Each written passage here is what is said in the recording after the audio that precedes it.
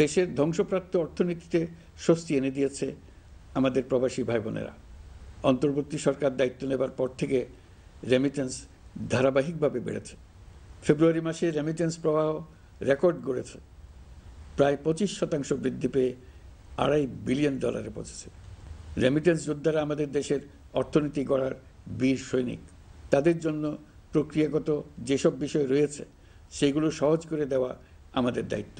তারা যেন ভোগান্তির শিকার না হন, দূতাবাস যেন ঠিকমতো কাজ করে, এটি নিশ্চিত করার জন্য আমরা ব্যবস্থা নিয়েছি। আগামী নির্বাচনে যেন তাদের ভোটাধিকার দিতে পারি সেজন্য কাজ করছি। পলাতক সরকারের আমলে চট দখলের মতো দেশের ব্যাংকগুলো দখল করে নেওয়া হয়েছিল। আমানতকারীর টাকাকে তারা নিজেদের ব্যক্তিগত টাকায় রূপান্তরিত করে ফেলেছিল। অন্তর্বর্তী সরকারের অন্যতম কাজ ছিল ব্যাংকিং ব্যবস্থায় আস্থা ফিরিয়ে আনা, আমানতকারীর স্বার্থ রক্ষা করে নিয়ম শৃঙ্খলা প্রতিষ্ঠা করা, হিসাবপত্রে বিশ্বাসযোগ্যতা স্থাপন করা। ব্যাংকিং ব্যবস্থায় আস্থা প্রতিষ্ঠা করা গেছে, এর ফলে অর্থনীতিতে শৃঙ্খলা ফিরেছে।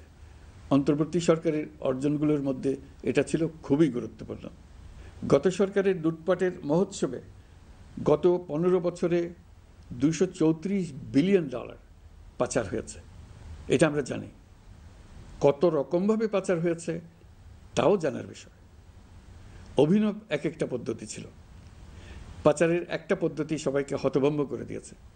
এই পাচার হয়েছে বিদেশে অধ্যয়নরত সন্তানের কাছে টাকা পাঠানোর নামে। তিনি সন্তানের লেখাপড়ার জন্য এক সেমিস্টারের অর্থাৎ 3 মাসের খরচ বাবদ অফিসিয়াল ব্যাংকিং চ্যানেলে পাঠিয়েছেন $3.33 কোটি, অর্থাৎ প্রায় 400 কোটি টাকা। পাচারের এর চাইতে বেশি তাক লাগানো পন্থা আর কি আছে, তার কোনো সীমা আছে বলে আমার মনে হয় না। আইন, নিয়ম, নীতির জায়গায় যখন হরিলুট প্রতিষ্ঠিত হয় তখন এমন সব কিছুই সম্ভব।